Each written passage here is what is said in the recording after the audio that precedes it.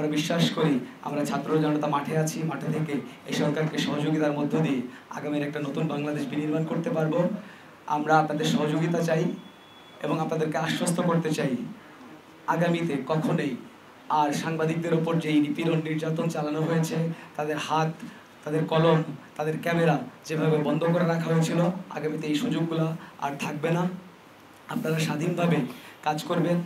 আপনারা ইতিমধ্যেই আমাদের অনেকেই বলছেন যে মাইনরিটি একটা ইস্যু, আমরা স্পষ্ট করছি আমরা একটা সম্প্রীতির বাংলাদেশ চাই। এই বাংলাদেশে কোনো মাইনরিটি বলে কিছু থাকবে না। আমরা সবাই বাঙালি হিসাবে আমরা সমতার ভিত্তিতে এই দেশে সহ অবস্থান করব। মেয়র, কাউন্সিলরগণ, প্রধান নির্বাহী কর্মকর্তা, প্রধান প্রকৌশলী, তত্ত্বাবধায়ক প্রকৌশলী সহ সকল নির্বাহী প্রকৌশলী যারা 15 বছর ধরে নানা সুযোগ সুবিধা নিয়ে এই সিটি কর্পোরেশনকে ধ্বংসের দ্বার প্রান্তে নিয়ে গেছেন, যাদের অদক্ষতা অযোগ্যতার দরুন সিটি কর্পোরেশনের মানুষজন কাঙ্ক্ষিত উন্নয়ন থেকে বঞ্চিত হয়েছে। আমরা একটা রিফর্ম করতে চাই, আমরা একটা বৈষম্যহীন বাংলাদেশ গড়তে চাই। তো এই বৈষম্যহীন বাংলাদেশের অন্তরায় হয়ে দাঁড়াবে যারা এই দামি নির্বাচনের মাধ্যমে জনগণের প্রতিনিধিত্ব করছে।